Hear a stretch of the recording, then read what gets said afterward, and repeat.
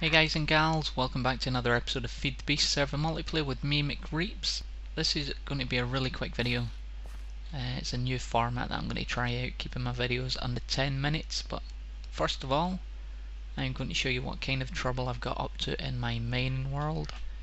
If you can see the map in the top left, I've got 2 quarries going. Well, one that's completed, one that's ongoing. And it had been stopped because obviously in the last episode you seen that I'd ran out of lava. Now I've remedied that and I'll show you what I've done in just a second, but I've came to my mining world to find out what's going on over here, and I ran into a bit of bother. As you can see just above me we have the little wisp spawner that pops up in the world gen, and I've dug my way under here. Underneath the chest there was a wisp spawner here, so I've got rid of that.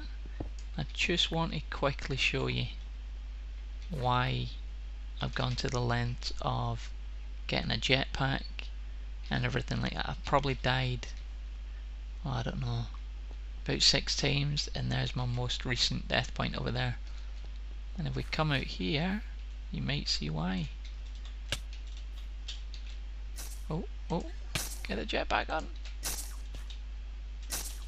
Let me just fly up here. So we've got just one wisp at the moment. Let's get out of here.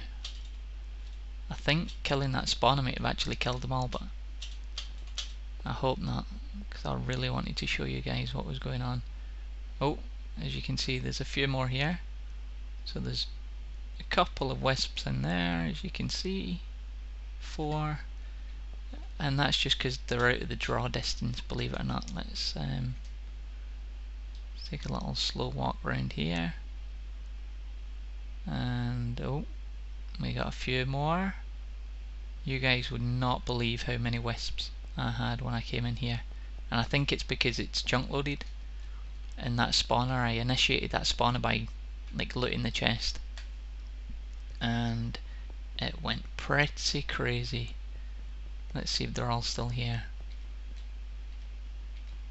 I guess killing that spawner killed them all, or the majority of them.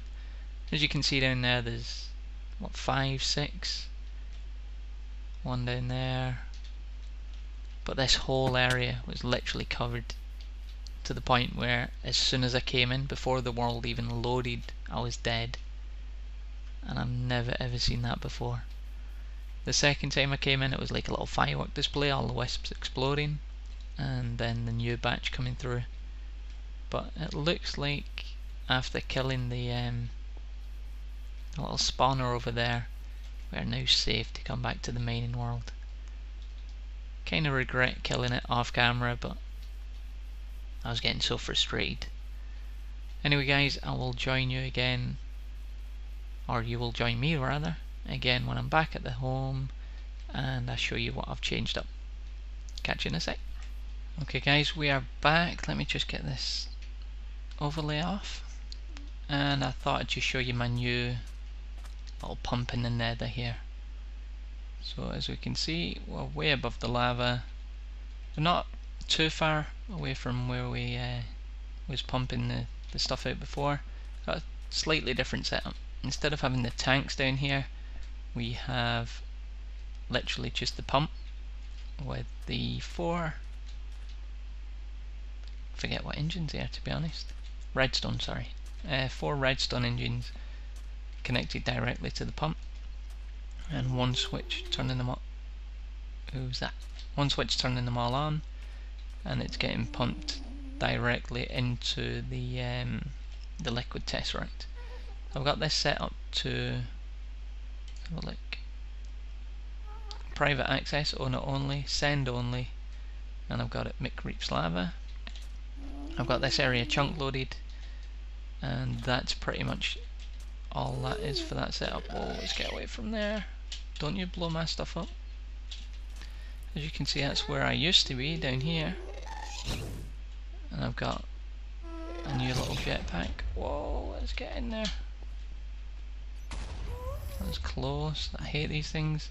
I've demolished this pretty much. As you could see in the last video, it was almost empty. I've borrowed all the glass, and what I've done is created a tank back home. So let me go show you that really quickly. I do apologise if this video seems rushed. Like I said earlier, I'm trying to do a slightly different format, keep my videos to around about 10 minutes, so hopefully I can manage that. Big changes here and big changes to come. As you can see, I've demolished a lot of things up here, and that's just because I'm quickly going to show you a way to kind of negate the amount of the lava that I'm using. Now, as you've seen before, my magnetic engines were constantly on, like whether they needed power or not. There's like this little energy loophole. If you have redstone energy cells, if nothing's running, the magnetic engines will still pump 0.4 Michael Jacksons into the redstone energy cell. So it's all wasted energy. It's not just wasted energy, it's wasted lava. So what I'm going to do in this episode is I'm going to put together just a very simple gate that reads the energy level of the redstone energy crystal thing here, and if it's full, it'll send a signal to shut off all the engines. So I've set all the engines up here to require a high signal, redstone signal, which basically means it needs a redstone signal to activate. I'll show you how I'll do that.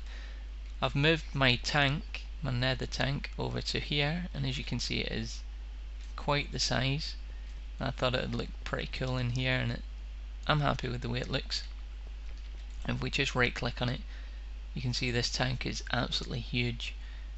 We have 2,693 buckets of lava in the tank already, and it can hold 11,200, which is just insane.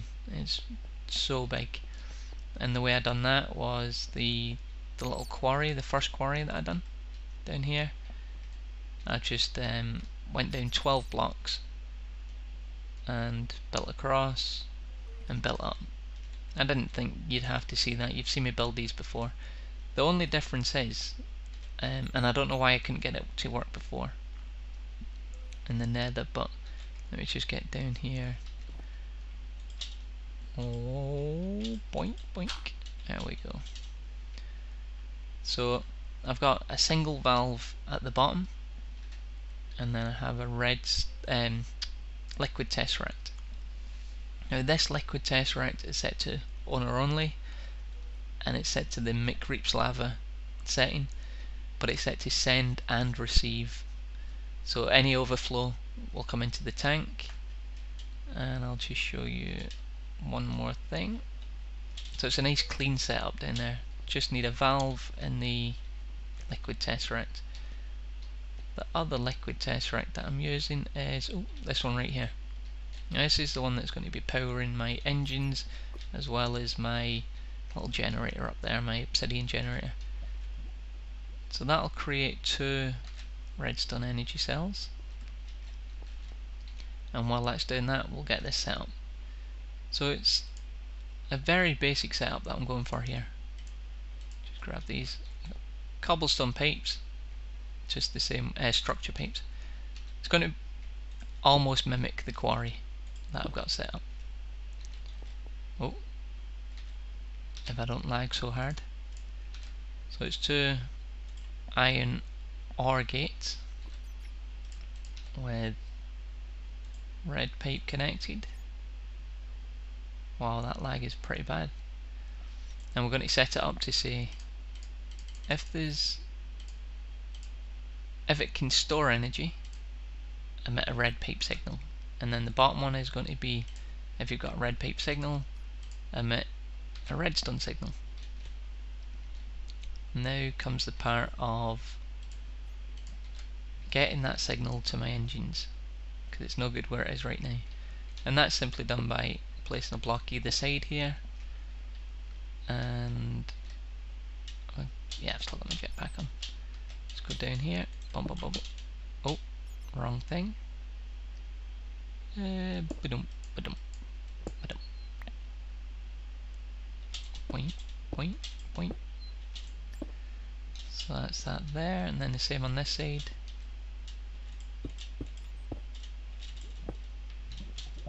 Right, and we'll probably run it down the front, and I'll use the covers that I have to mask it all off. But it's a nice and easy way to do it. We need redstone. Oh, using the wrong thing again. Good job, Reaps. Right, red alloy wire on there, connecting those blocks, and the same there. And as you can see, because these engines are now getting a redstone signal, they're away. And let's get down here, and we'll just plug it all the way down so all the engines get going. Same on this side. And then we can use our covers and just tidy this up so you don't even know that the signal is going to be there.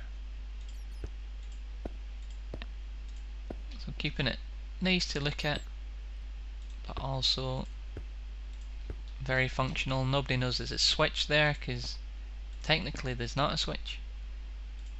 It's a gate, and I think that looks pretty good. Just get this finally done here. Got that tidied up. It's done exactly what we want it to do. Just to test that. Oh, made a mistake there. Blocked myself in. That's okay, we can test it from upstairs. So I'll pop upstairs really quickly and we shall... Why is that? Why? Oh, so we need that to fill up. And for that to fill up, we need it to stop draining. So if we just cut the power here for now, that'll allow the energy cell to fill up. That's getting there. Let's see how our other ones are getting on. So energy cell frame full.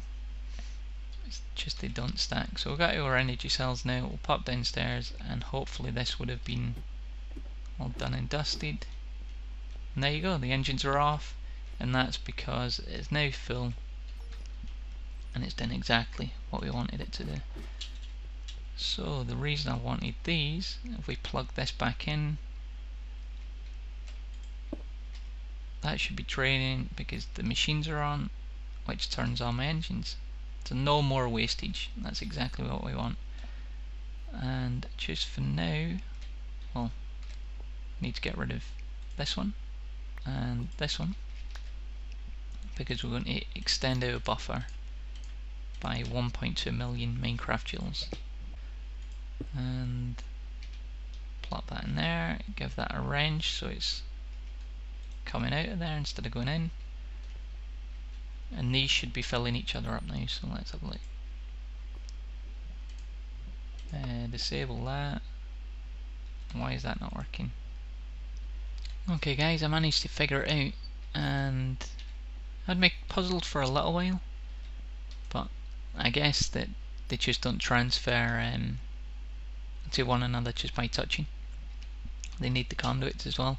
So all I've done, nice simple solution, was break the blocks at the back here and pop down a conduit on each one, and then from the main one, which is receiving the power, just set that to output and left the other two as input. So the main one that I've got the gates on to find out if it needs energy is going to feed these ones, and then those ones are actually the ones that are going to feed the machine itself, or the machines. Now, no, that's still not going to work. What I actually need to do then